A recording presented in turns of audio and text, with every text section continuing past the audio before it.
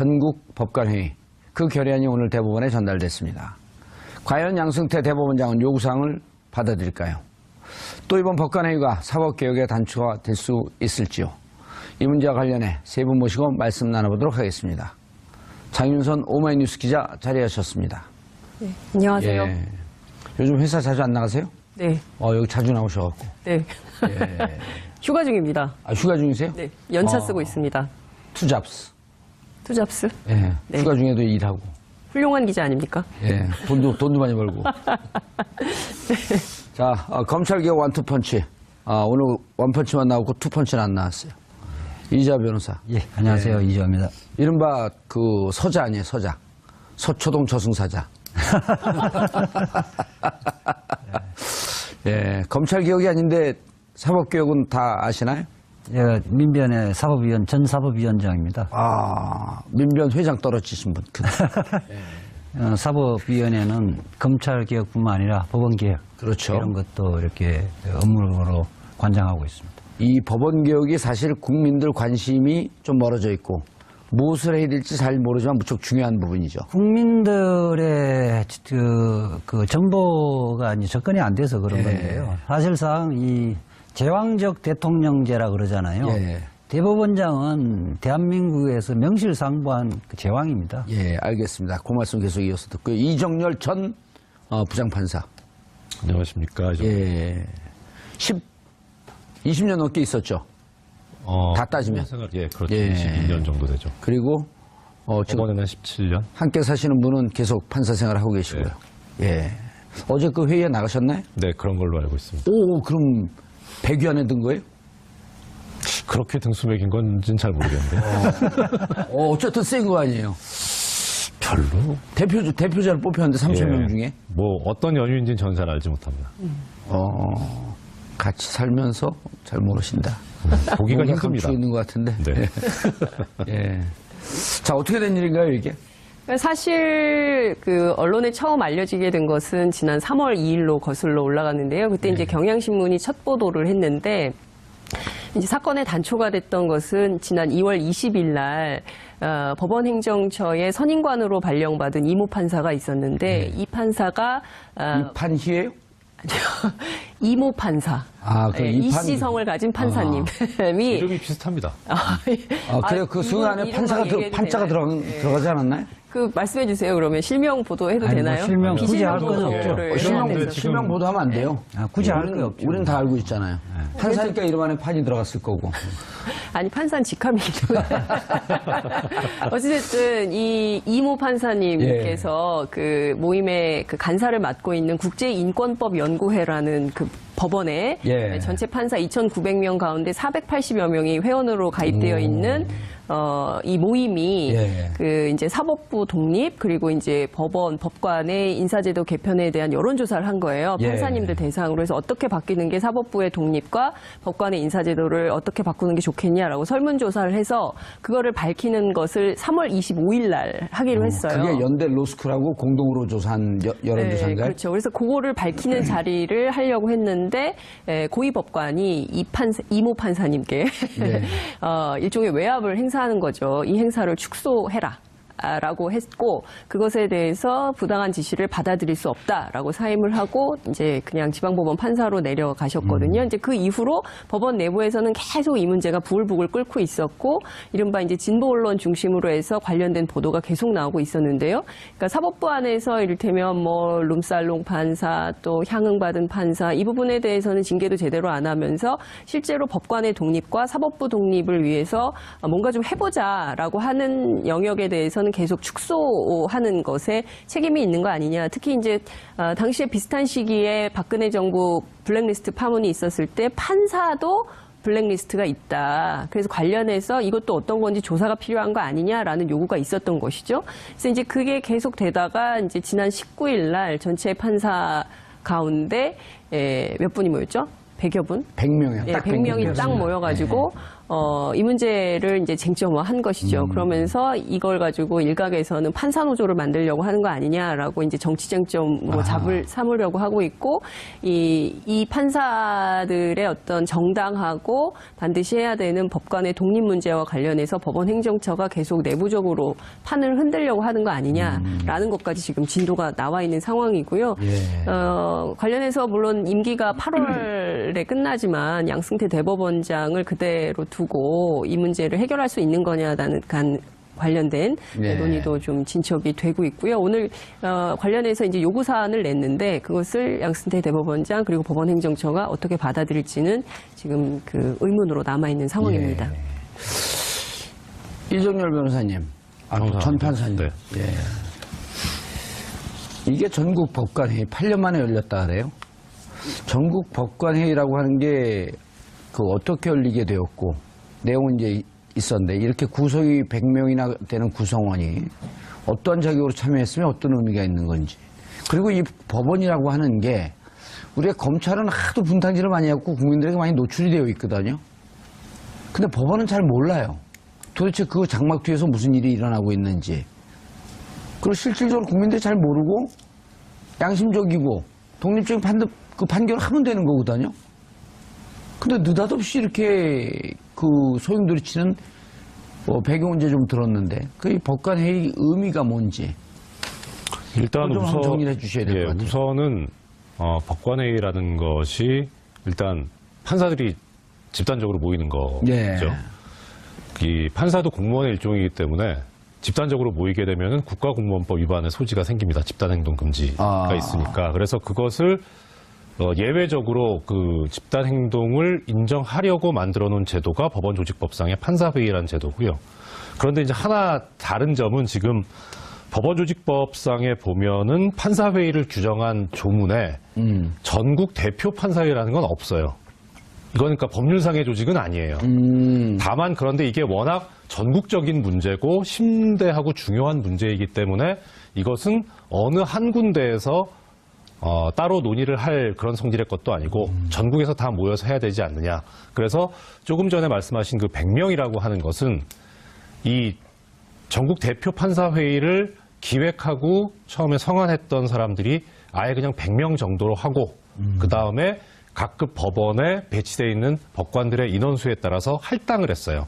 그러니까 원래 처음에 지금 뭐 비교되는 것이 2008년도, 9년도에 그 신영철 전 대법관이 배당 조작을 했던 사건 때 있었던 전국판사회의가 있었는데 그때는 법관회의를 했던 법원만 대표자를 뽑아서 보냈고 이번에는 법관회의를 하지 않았더라도 각 법원마다 쿼터를 줘가지고 그 사람을 보내달라 해서 명실상부하게 전국의 법원을 다 대표하는 판사들이 모였던 거죠.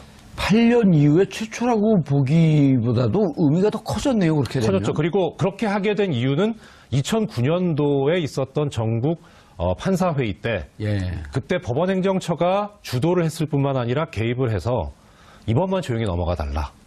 그래서 당시에 회의에 참여했던 그 판사들이 자기의 주장을 사전에 미리 좀 유인물로 돌리고 했었는데 그것을 또 다 걷어가고 방해 공작을 많이 했었거든요. 법원행정처가. 그래서 그때 참여했었던 판사들이 반성적인 고려에서 이번에는 절대 법원행정처에 당하지 않겠다라는 생각으로 많이 준비를 했었죠. 큰 일이 일어난 거네요. 형식상 세 번째 이제 법관회의인데 2003년도 대법관 구성 관행의 문제점에 관련해서 첫 번째 법관회의가 열렸고요. 2009년 신영청 단시 그 대법관이 촛불재판 개입 논란 때 두 번째 두 번째 법관 회의가 일어났는데 실질적으로 법관들이 자율적으로 법관 회의를 한 건 이번 처음이죠. 조금 전에 말씀주셨습니다. 이재화 변호사님께서 2003년 법관회의 말씀하시는데 그건 사실 법관회의가 아니었고요. 그때 당시에 이제 대법원 그 구성과 관련해서 신임 대법관을 임명 제청하는데 종전의 구태에 따라서 계속 하니까 최재형 당시 대법원장이 그래서 판사들이 연판장을 돌립니다. 이렇게 하면 안 된다 해서 어떻게 해서 그렇게 임명 제청을 하게 된 것인지 대법원장과 법원행정처장이 해명을 하겠다라고 하면서 전국의 법원에다가 메일을 보냅니다. 그 해명 자리를 마련할 테니까 대표자를 뽑아서 보내달라. 근데 그때 제가 이 자리에 갔었거든요. 전주지방법원에 있었는데 가서 보니까 당연히 이제 회의인 줄 알고 갔었는데 거의 해명이었고 그리고 논의도 뭐 회의의 분위기는 아니었습니다. 그래서 이거는 엄밀하게 말하면 판사 회의는 아니었습니다. 예. 이 변호사님 계속 말씀하시죠. 그러니까 이처럼 그 자발적으로 그 대표자들을 뽑아서 전국적 회의를 한 것은 지금 법원 행정처 중심으로 해서 실질적으로 사법행정권이라는 명분 하에 실질로 법관의 독립을 침해하는 요소가 곳곳에 보였다는 거죠. 그러면 어찌 보면 이게 해방 이후 최초네요? 그렇죠.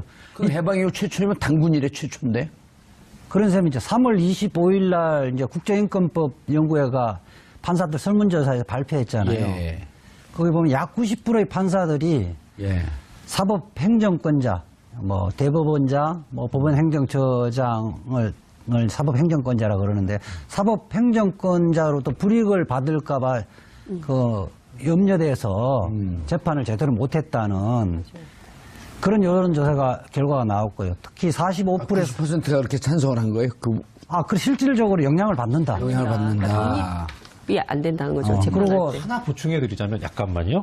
방금 이재화 변호사님 말씀하신 것 관련해서 판사들 얘기는 법원행정처의 정책에 반대하는 판결을 하는 경우에 인사상 불이익을 받을 우려가 있지 않느냐. 거기에 동의한 판사가 88%. 그다음에 특정 정치 세력, 그러니까 뭐 그 당시에 야권이겠죠. 그쪽에 나 내지는 뭐 당시 정권을 잡고 있던 뭐 박근혜 정권에 반대되는 그런 내용의 판결을 하게 되는 경우에 인사상 불이익을 받을 수도 있다라고 우려했던 판사들이 45% 이렇게 수치가 나와 있습니다. 이해가 되네요. 원래 법원행정처가 만들어진 것은 49년도에 법원조직법이 생기면서 만들어졌는데 외압을 방지하고 사법부의 독립을 위해서 만들어진 것인데 오히려 그 통로가 사법부 독립을 침해하는 재판 판사들을 예. 통제하고 옥죄고 뭐 그런 역할을 하고 있다는 그 이런 기본적인 인식과 공감대가 형성돼서 예. 여러분 판사회의가 개최된 걸로 보입니다. 예. 법원 행정처라고 하는 용어가 우리 시청자들한테 낯설거든요. 예를 들어 고등학교 학교로 따지면 고등학교 이제 법원이라고 통칭하면 행정처라고 하는 건 서무과쯤 되는 거 아니에요? 그렇죠. 그러니까 대통령 뭐 비교하면 청와대 뭐 비서실 예. 정도인데 어느 정도냐면 최초에는 이게 도입될 때는 예산 조직 이런 것들이 필요하잖아요. 그런 정도의 인사, 회계 뭐 이런 조직이 필요한 범위 내에서 했었는데 이게 점차 비대화됐어요. 점차 비대화돼서 지금은 거기에 소속된 판사들만 100여 명 정도 되는 것이고 그 판사가 결국 겸직을 하거든요. 한 2년 정도 있다가 다시 이제 판결 업무를 하거든요. 법원 내에서는 법원 행정처 출신 판사와 그렇지 않는 판사들이 사실상 서열이 매겨진다는 이야기도 있어요. 100여 명씩이나 돼요? 그 법원 행정처에? 예. 특히 이제 예를 들어 판사들 임명되면 비품 구입 뭐 이런 등도 행정적 업무를 도와주는 거 아니에요? 예산도 좀 세우고? 그 정도만 하면 문제가 없는데 특히 이제 기획조정실, 사법지원실 이런 걸 통해서 실질적으로 기획행정실 같은 경우는 대국회 로비들도 다 담당하고 있는 거죠. 사법행정실 같은 경우는 재판제도, 재판 업무에 관한 제도 개선의 명분으로 해서 실질적으로는 대법원장이나 법원행정처장의 방침을 그대로 하고 판사들에게 내리는 지침 역할을 하고 있는 거죠. 그럼 이 법원 행정처가 이정열 전 판사님, 법원 행정처가 대법원장의 거의 정치적 입장, 결정 이런 것을 수행하는 친위부대적 성격이 되어 있는 거 아니에요? 친위부대적 성격을 가지고 있을 뿐만 아니라 법 자체도 그렇게 만들어져 있습니다. 그래요? 대법원장의 사법행정권을 보좌하기 위해서 만들어진 기구가 법원행정처이기 때문에요.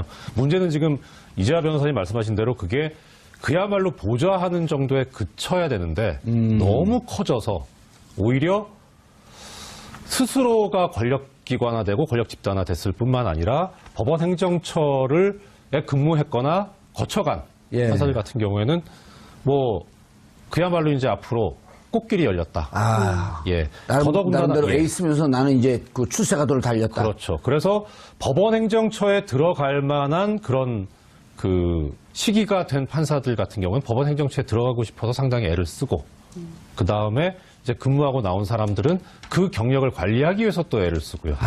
심지어 이제 최근에 뭐 이 조금 전에 말씀하셨던 국제인권법 연구회 사건 관련해서 가장 지금 주범으로 꼽히고 있는 임종원 전 법원행정처 차장 같은 경우에 그 있었던 법원행정처 차장이라는 자리는 다음번 자리가 대법관인 게 거의 통계상으로 한 60%가 넘어갈 겁니다. 최근은 거의 70% 가까이 되는 것 같고요. 그러니까 그야말로 요직 중에 요직이고 야, 법원 행정처 차장 그다음에 당연히 대법관. 거의 대법관이 돼요. 네. 차기 대법관이라는 사실 차기 대법관으로서 예우도 실질적으로 받고 있는 거죠. 저희 그쪽 용어로는 가등기 했다 그럽니다. 가등기.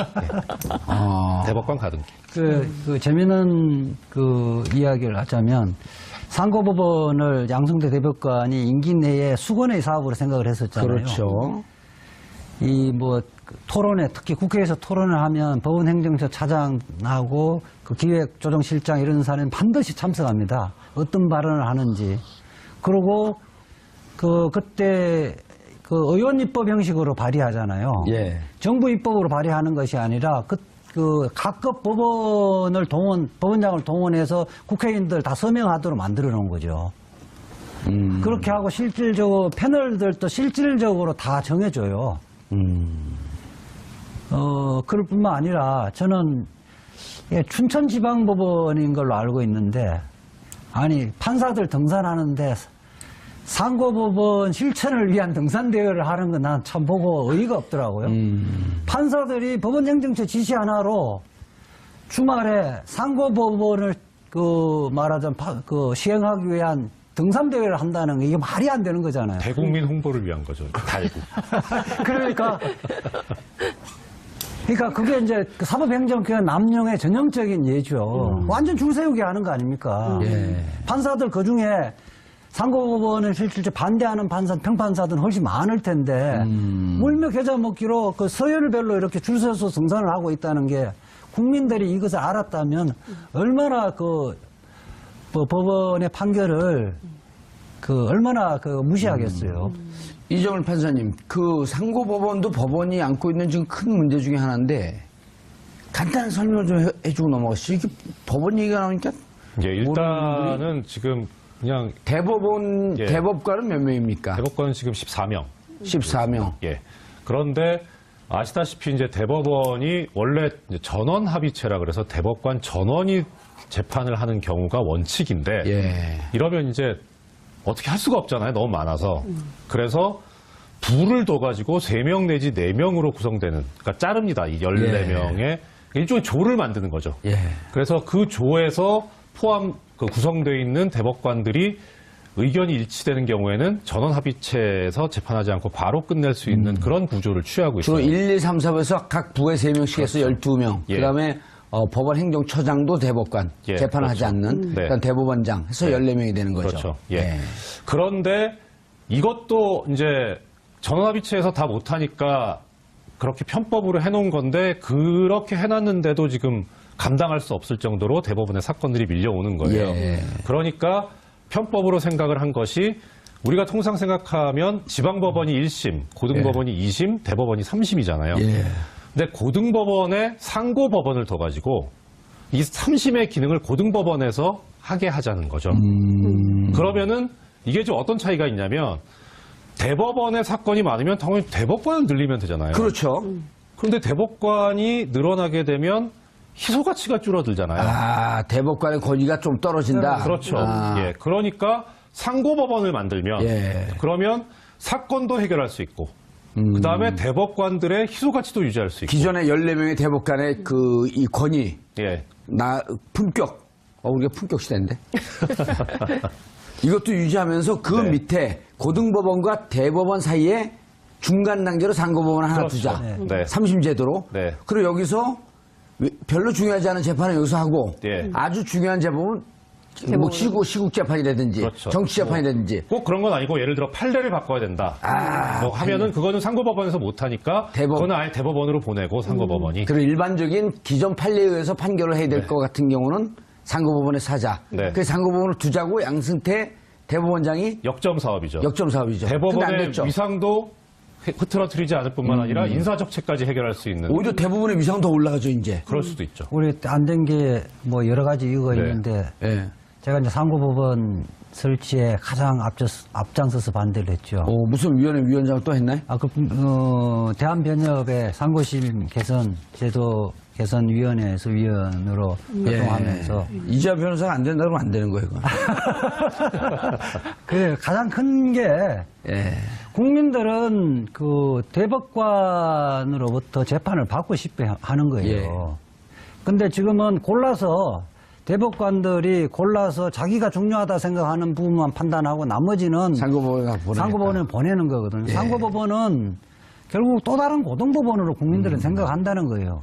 간단한 거예요. 사건이 많으면 그걸 처리하는 대법관 수를 늘리면 되는 거고 대법관이 많아진다고 대법관이 권위가 실추되는 게 아니라는 겁니다.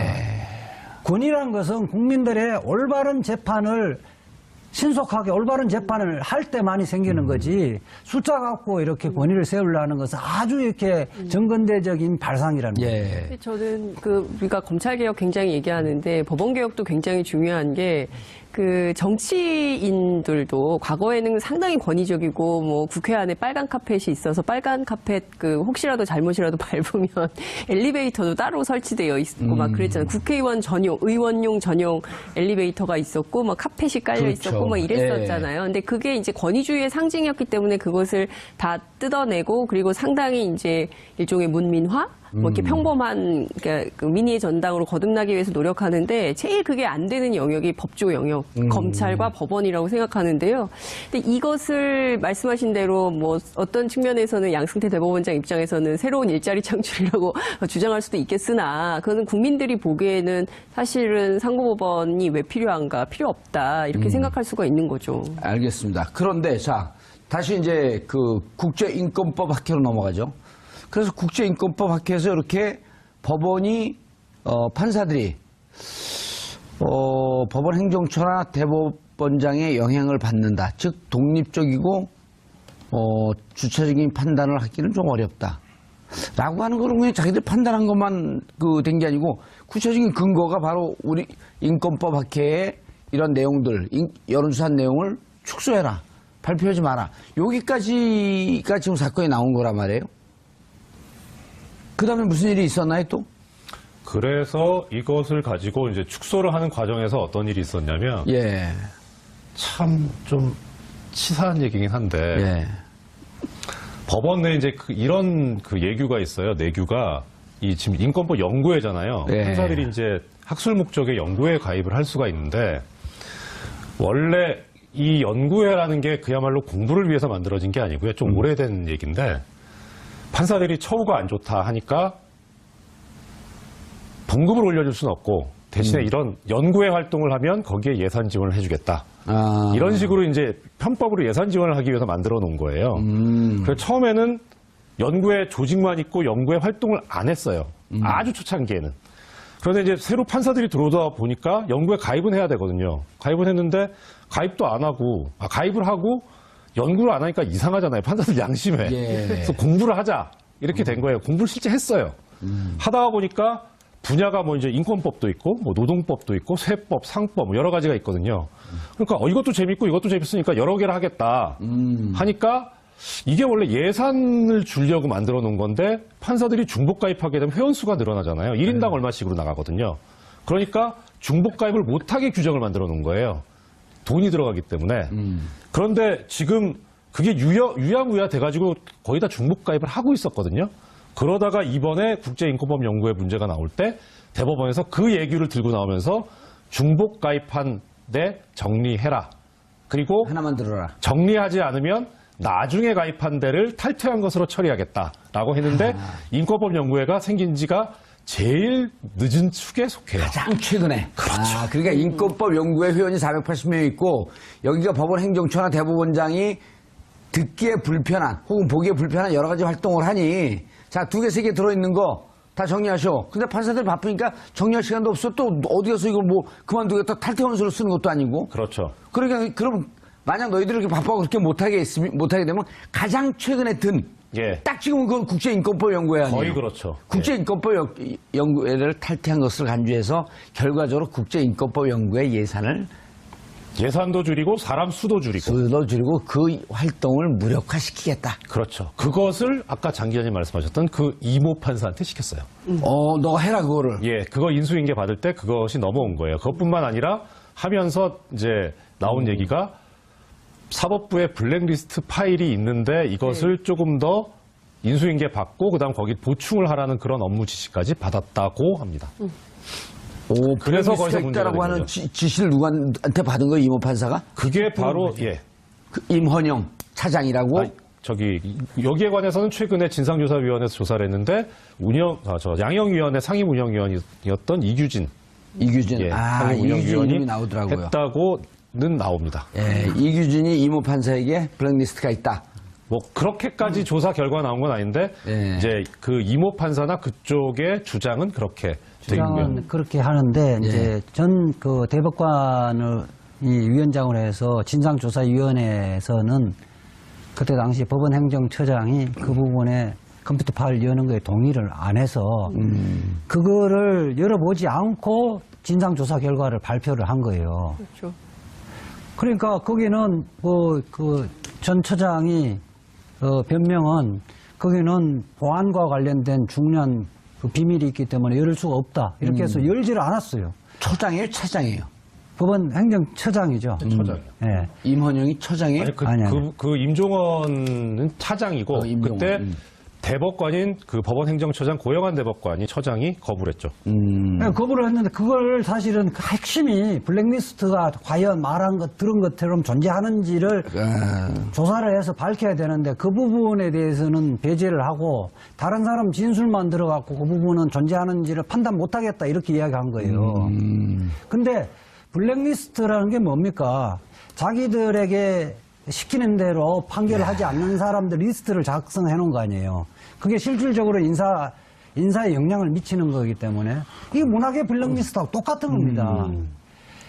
법관 개개인이 독립해서 재판을 해야 되는데 그 블랙리스트가 존재한다는 것은 독립적으로 재판 안 했다는 거잖아요. 그리고 앞으로도 할 수 없다는 거니까 인사에 불이익을 주는데 어떻게 독립적인 재판을 하겠습니까? 이것이 만약에 존재하는 게 사실이라면 법원은 망하는 겁니다. 아니, 블랙리스트 존재라고 하는 것은 우리 사회가 블랙리스트 때문에 지금 비서실장, 그러니까요. 조윤선 장관. 예. 근데 법원 내에서 자체적으로 블랙리스트가 있다?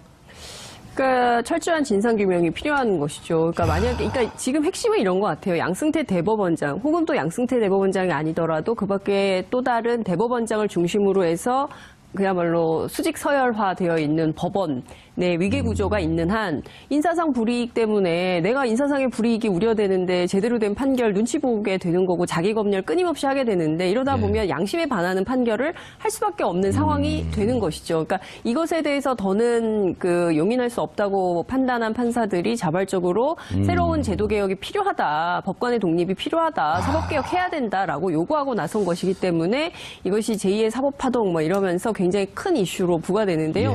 정치권 안에서조차도 이 법원 개혁과 관련해서 대단히 보수적으로 보고 있더라고요. 제가 오늘 이 판사 출신 몇몇 정치인들한테 전화를 했는데 법원이 이렇게 간단한 조직이 아니다. 그러니까 진보적으로 안 된다라고 매우 암울한 전망을 하더라고요. 진보적으로 바꾸려고 그래요? 아니요.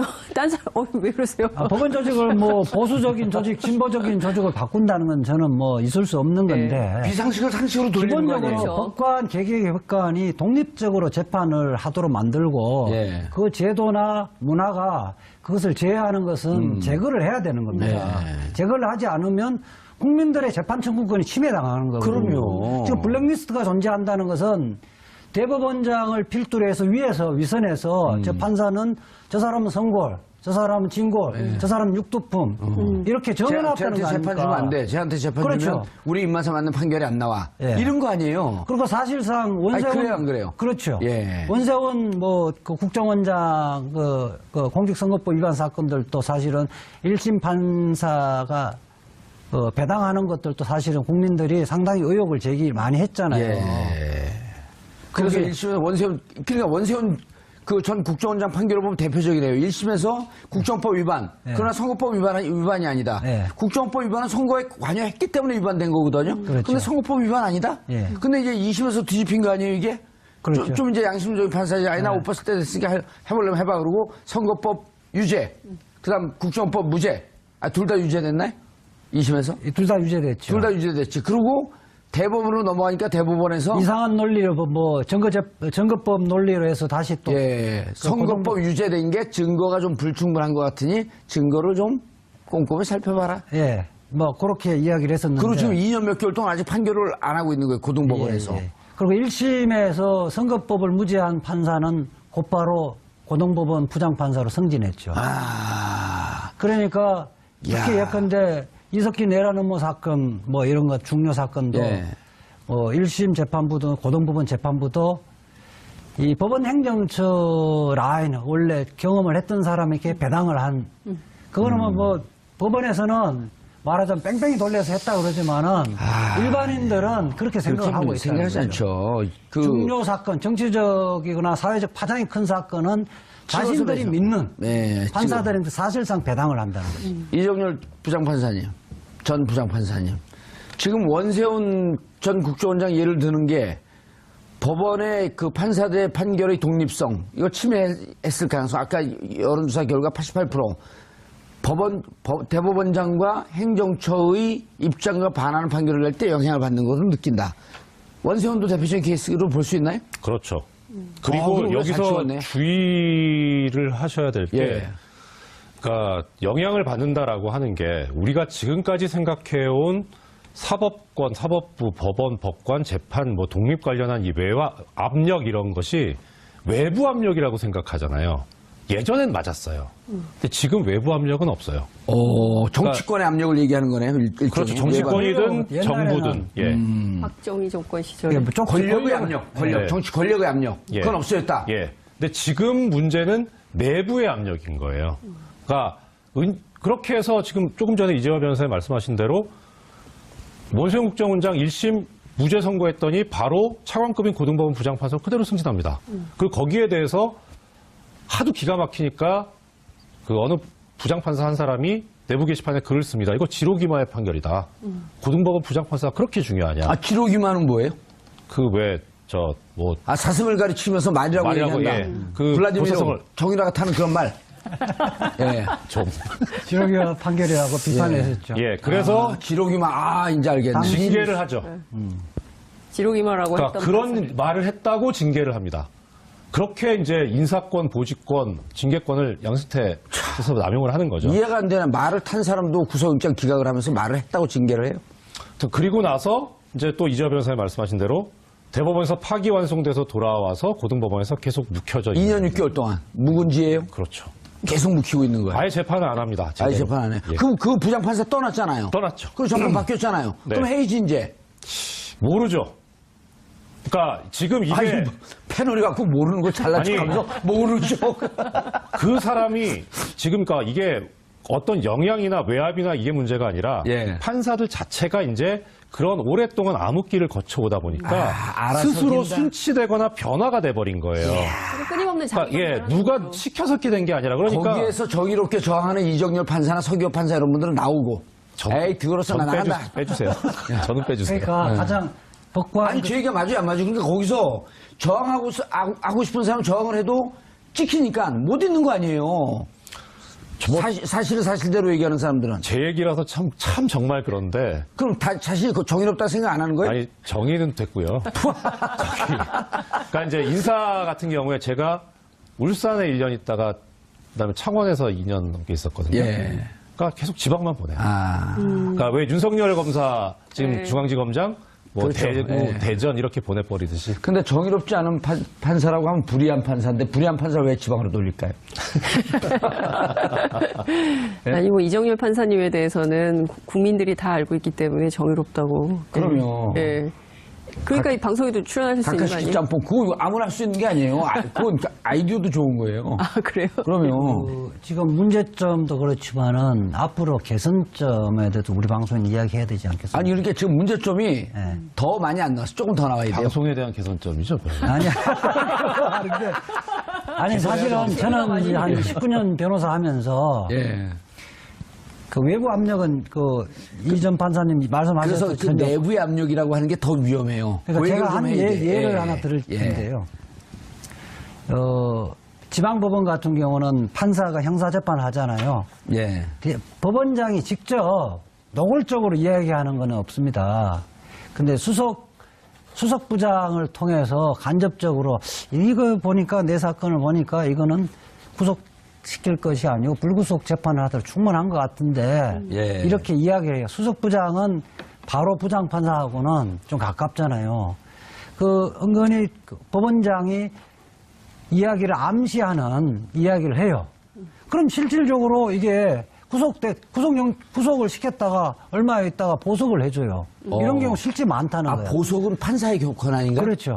그래서 저는 그 사법부가 관료화됐다는 것은 우리 몸으로 이야기하면 동맥경화가 됐다는 거거든요. 그냥 곧 죽음에 이르는 거예요. 그러니까 이 사법부의 관료화 자체를 해결하지 않으면 그러니까 법원은 예, 그리고 이번에 판사들이 그 선언을 한 거죠. 우리를 독립적으로 아무의 눈치를 보지 않게끔 판사가 독립적으로 양심적으로 정의에 따라서 판결할 수 있는 기회를 우리에게 줘라. 그렇죠. 두 가지. 우선 이 블랙리스트에 실존하는지를 조사해보자. 블랙리스트. 조사권을 우리에게 달라는 거고. 이규진, 또 이분 어디가 계세요? 이규진. 퇴직했죠. 퇴직했어요? 방송에 한번 출연시켜야겠는데. 그렇게 하고 법관들도 실질적 사법행정권에 그 목소리를 낼 수 있는 게끔 제도화 시켜달라. 그 다음에 법원행정 비대화되고 있는 법원행정처 이걸 과감하게 혁파를 해라. 혁파하고 거기 일반 직원이 들어가 있으면 안 되나요? 꼭 판사들이 있어야 돼요? 지금 그래서 법원 노조에서 요구하는 것이 그거죠. 판사들은 재판 업무에만 하고 그다음에 그럼요.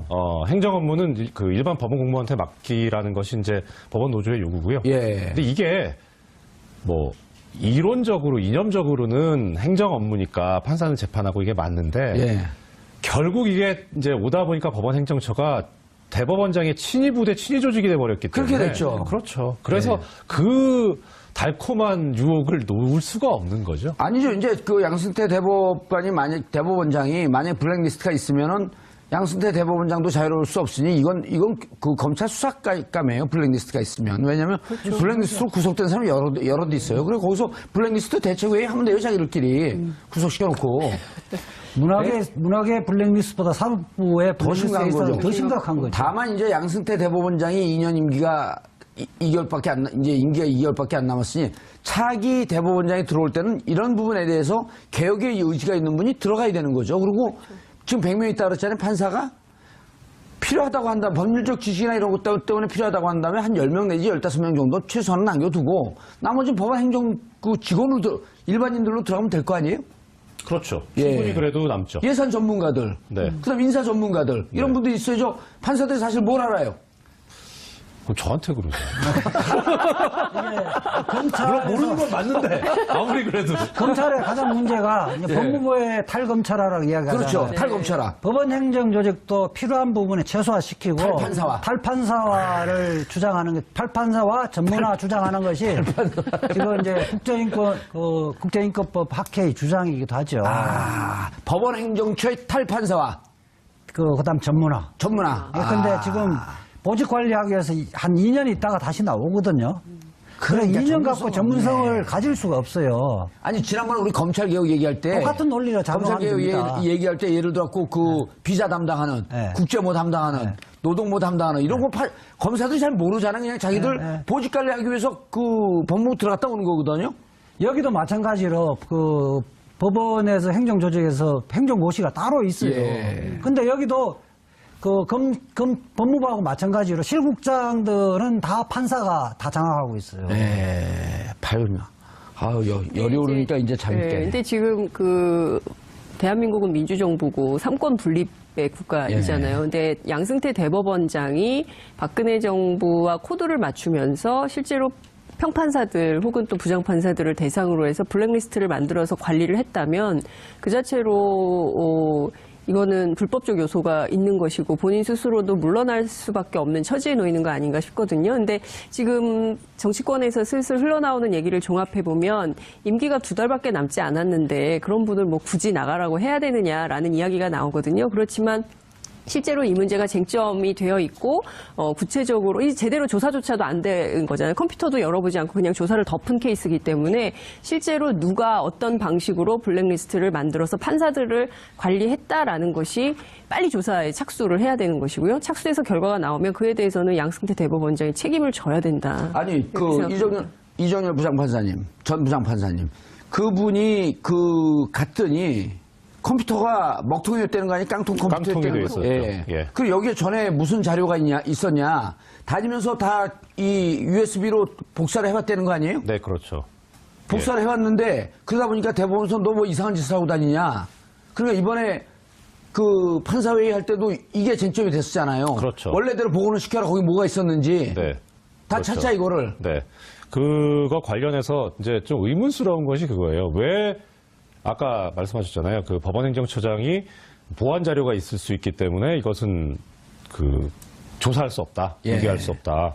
뭐 명분은 그런데 그것을 열어봐서는 안 되는 이유가 있지 않았을까는 생각이 들어요. 그러니까 이것은 뭐냐면 일단 그 증언. 그러니까 후임자가 와서 인수인계를 받으려고 했더니 하드디스크가 전부 다 싹 파일이 지워진 깡통 PC더라. 그래서 업무 자료를 딴 데서 인수인계 받아야 할 정도로 바빴다. 이런 얘기. 그다음에 여러분 주지 않은 얘기. 그러면 결국 이것은 이제 어느 정도까지는 지웠는데 훼손을 했는데 소위 말하는 우리 디지털 포렌식 해가지고 포렌식 기법으로 다 복구시킬 수 있는 거죠. 그거까지 갔을 때 살아날 것을 우려했던 것 아닌가. 그렇게 막았던 하드 거지. 자체도 바뀐 거 아니에요? 그래서 그 다음 든 생각이 이제 이거예요. 이 정도 됐으면 그 안에 있는 하드디스크 자체를 바꿨거나 통으로 바꿨을 것 같은데. 아니면은 그래서 저도 지금 궁금한 게 그거예요. 제가 법원에 있을 때 보면은 판사도 이제 컴퓨터 업무용 PC 쓰잖아요. 그러다가 이제 시간이 지나면 좀 구식이 될 거 아닙니까? 그거를 판사들은 이제 신형 컴퓨터로 바꿔주고 판사들 컴퓨터를 이제 일반 법원 공무원한테 보내줍니다. 이렇게 축축축 가요. 그래서 만약에 제 컴퓨터가 이제 블랙리스트가 있는 PC였다. 얘가 부적절한 것 같습니다. 이재화 변호사님께서 판사인데 이재화 변호사님 업무용 PC에 블랙리스트가 있었다. 근데 이게 구형이 됐어요. 그래갖고 이 컴퓨터가 저한테 옵니다. 제가 이제 일반직 공무원이에요. 그러면은 여기서 이제 이거를 포렌식 해보면 나올 거 아니에요. 그러니까 이게 일로 갔는지는 대장의 번호를 보면 추적 다 나오죠. 그런데 이게 한 대씩 오는 게 아니라 정봉주 판사님 것도 있고 장윤선 판사님 것도 있고 그러니까 이쪽으로 가고 이렇게 가고 하는데 하드만 바꿔버리면 되죠. 그럼 그 다음에 이건 어디로 갔는지 모르죠. 그러니까 이런 짓까지 했을까 싶긴 한데 이렇게까지 됐다면 사실은 거의 찾아내기 어려운 상황이에요. 아니요. 그 블랙리스트 자체가 사회적으로 문제가 됐기 때문에 제가 보기에는 하드를 바꿨을 가능성이 있어요. 그냥 그것을 디가우징이나 이런 방식으로 해서 지우지 않고 그러니까요. 그게 좀 걱정스러워요. 포렌식으로 다 복구가 되잖아요, 웬만하면. 그래도 저는 법원에 좀 오래 있어서 그래서 좀 애정이 남아있는지 모르겠지만 설마 그렇게까지 하랴라는 생각은 들기는 해요. 그렇게까지. 조사를 거부했다는 것은 그렇죠. 블랙리스트가 없으면 조사를 거부할 이유가 없잖아요. 거기 어딘가 있겠다. 그럼요. 아까 하지 않았으면 다 까면 되는 거예요. 뭔가 찜찜하니까 거부를 하는 거거든요. 아니, 그러니까 서류를 보면 안 되게 해서, 왜냐면 개인 자료 이런 게 있었다라고 하니까 또 컴퓨터 공학과 출신의 판사가 그걸 일일이 다 쓴 거 아니에요? 내부 통신망에다가 무슨 얘기냐? 하나씩 검색해갖고 개인정보라고 하게 되면 열지 말고 찾았고 열어보자. 다 블랙리스트인지 아닌지. 그러니까 이제 거기에 대해서는 더 이상 답변을 안 해. 꿀봉은 벙어리야. 그러니까 법원이 굉장히 성역화되어 있는 거죠. 심각한 정도로. 지금까지 그 얘기했어요. 그러니까요. 예. 깨야 된다는 거죠. 성역을. 그래서 자 이제 마지막으로 이정열 전 부장판사님 말 길어 이정열 전 부장판사님 9자야. 그러니까 2판 그럼 끝날 걸. 타석에서는 그러시잖아요. 방송이니까. 사판. 근데 자 예. 그러면 이번에 요구한 결의 사항 좀 소개해 주세요. 전체적으로 4가지가 있는데요. 예. 일단 지금 이제 이 문제됐던 사건, 사법행정권의 을 남용했다는 의혹, 예. 그다음에 블랙리스트 관련해서 추가 조사를 하자. 예, 추가 조사를 하자고 그랬고요. 예, 이게 한묶음이죠. 예, 저기 있네. 저 읽어주세요. 그다음에 사법행정권 남용에 관련된 사람들 업무에서 배제를 시켜라라는 거 하고, 아하. 그다음에 이제 이번에 있었던 법관 회의를 상설화시키자라는 얘기가 있고요. 예. 그다음에 양대 법원장이 입장을 표명하라. 예. 이런 4가지 그런데 요구입니다. 사법부 블랙리스트 추가 조사를 자체 조사하겠다는 거 아닌가요? 자체 조사는 어디서 나온 거예요? 저 중에. 현재로서는 이 전국 판사 회의에서 선임하는 소위를 꾸려서 거기서 선임하는 사람들이 조사를 하는 것으로 일단 잠정적으로는 생각을 하고 있는 것 같은데 예. 아직 구체적으로 몇 명이 언제 어디를 어떻게 조사할지는 지금 아직 거기까지는 나오진 않은 것 같습니다. 대법원장에게 조사권을 그 위원회에게 좀 넘겨달라. 그 예. 요구까지 하신 걸로. 그렇죠. 예. 그리고 이제 저걸 오늘 양승태 대법원장에게 넘겼고. 이렇게 되는 거죠. 아까 임기 2개월 얘기했는데 만약에 여기에 불법성이 있다든지 혹은 법원들에 대해서 법관들에 대해서 블랙리스트가 있었다고 한다면 임기와 무관하게 이건 법적으로 조사해야 되는 거 아니에요? 당연하죠. 그리고 하루가 남았더라도 불명예 퇴진을 시켜야 되는 거죠. 그렇죠. 그리고 감옥 가고 싶어? 그렇게 해야 되는 거죠. 깜짝이야. 본인이 물러나지 않으면 탄핵 위의 방법이 없어요. 그래요? 뭐 탄핵하기에는 2달 안에 탄핵하기는 어려운. 국민들이 뭐 탄핵이 익숙해졌으니까요, 이제. 전국 법관회의. 그 결의안이 오늘 대법원에 전달됐습니다. 과연 양승태 대법원장은 요구사항을 받아들일까요? 또 이번 법관회의가 사법개혁의 단초가 될 수 있을지요? 이 문제와 관련해 세 분 모시고 말씀 나눠보도록 하겠습니다. 장윤선 오마이뉴스 기자 자리하셨습니다. 네, 안녕하세요. 예. 요즘 회사 자주 안 나가세요? 네. 여기 자주 나오셔갖고. 네. 휴가 중입니다. 휴가 중이세요? 네. 연차 쓰고 있습니다. 투잡스. 투잡스. 예. 네. 휴가 중에도 일하고. 훌륭한 기자 아닙니까? 예. 돈도 많이 벌고. 자, 검찰개혁 원투펀치. 오늘 원펀치만 나오고 투펀치는 안 나왔어요.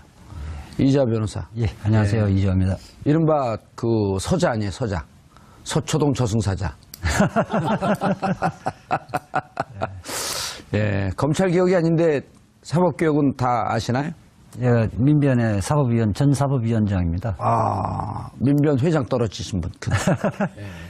사법위원회는 검찰개혁뿐만 아니라 법원개혁. 그렇죠. 이런 것도 이렇게 업무로 관장하고 있습니다. 이 법원개혁이 사실 국민들 관심이 좀 멀어져 있고 무엇을 해야 될지 잘 모르지만 무척 중요한 부분이죠. 국민들의 그 정보가 이제 접근이 안 돼서 그런 건데요. 사실상 이 제왕적 대통령제라 그러잖아요. 예. 대법원장은 대한민국에서 명실상부한 그 제왕입니다. 예, 알겠습니다. 그 말씀 계속 이어서 듣고요. 이정열 전 부장판사. 안녕하십니까. 예. 20년 넘게 있었죠. 다 따지면. 예, 그렇죠. 예. 22년 정도 되죠. 그리고 지금 법원에는 17년. 함께 사시는 분은 계속 판사 생활을 하고 계시고요. 예. 어제 그 회의에 나가셨나요? 네, 그런 걸로 알고 있습니다. 오, 그럼 100위 안에 든 거예요? 그렇게 등수 매긴 건지는 잘 모르겠는데. 어쨌든 센 거 아니에요. 별로. 대표자를 뽑혔는데 30명 중에. 뭐 어떤 연유인지는 저는 잘 알지 못합니다. 같이 살면서 잘 모르신다. 보기가 뭔가 힘듭니다. 감추고 있는 것 같은데. 네. 예. 자, 어떻게 된 일인가요, 이게? 사실 언론에 처음 알려지게 된 것은 지난 3월 2일로 거슬러 올라갔는데요. 그때 이제 경향신문이 첫 보도를 했는데 이제 사건의 단초가 됐던 것은 지난 2월 20일 날 법원행정처의 선임관으로 발령받은 이모 판사가 있었는데 이 판사가 이판희예요? 이모 판사. 이씨성을 가진 판사님이 이름이 비슷합니다. 그래요? 그 순간에 판사가 들어가지 않았나요? 그 말씀해 주세요. 그러면 실명 보도해도 아니, 뭐 되나요? 실명 그 굳이 할 실명 건 보도를 없죠. 해야 실명, 돼서. 실명 보도하면 안 돼요. 굳이 할 거 없죠. 우리는 다 알고 있잖아요. 판사니까 이름 안에 판이 들어갔을 거고. 아니 판사는 직함이기도 해.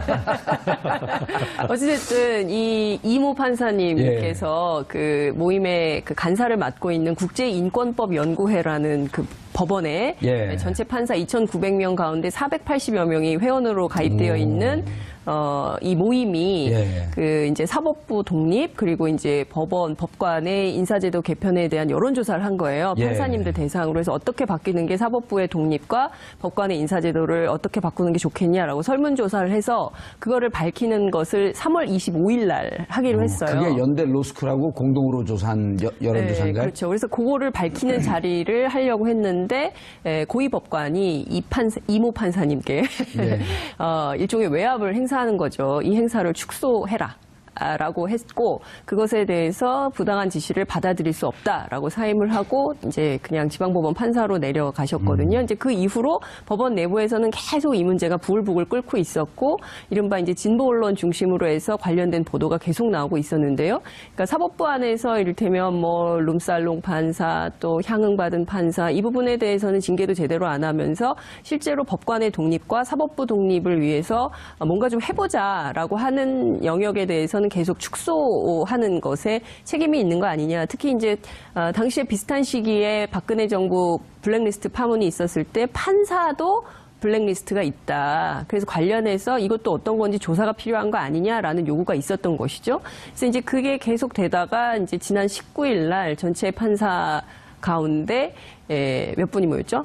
100여 분? 100명이요. 예, 딱 100명이 딱 모여가지고 이 문제를 이제 쟁점화한 것이죠. 그러면서 이걸 가지고 일각에서는 판사 노조를 만들려고 하는 거 아니냐라고 이제 정치 쟁점으로 삼으려고 하고 있고 이 판사들의 어떤 정당하고 반드시 해야 되는 법관의 독립 문제와 관련해서 법원 행정처가 계속 내부적으로 판을 흔들려고 하는 거 아니냐라는 것까지 지금 진도가 나와 있는 상황이고요.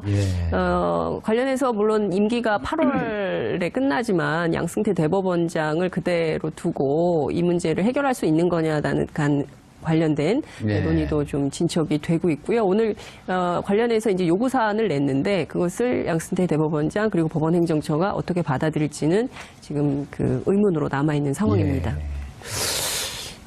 이정열 변호사님, 전 판사님. 네. 이게 전국 법관회의 8년 만에 열렸다 그래요? 전국 법관회의라고 하는 게 그 어떻게 열리게 되었고 내용은 이제 있었는데 이렇게 구속이 100명. 형식상 세 번째 이제 법관회의인데 2003년도 대법관 구성 관행의 문제점에 관련해서 첫 번째 법관회의가 열렸고요. 2009년 신영청 단시 그 대법관이 촛불재판 개입 논란 때 두 번째 광우병 촛불이었죠. 두 번째 법관회의가 일어났는데 실질적으로 법관들이 자율적으로 법관회의를 한 건 이번 처음이죠. 조금 전에 말씀 주셨습니다. 이재화 변호사님께서 2003년 법관회의 말씀하시는데 그건 사실 법관회의가 아니었고요.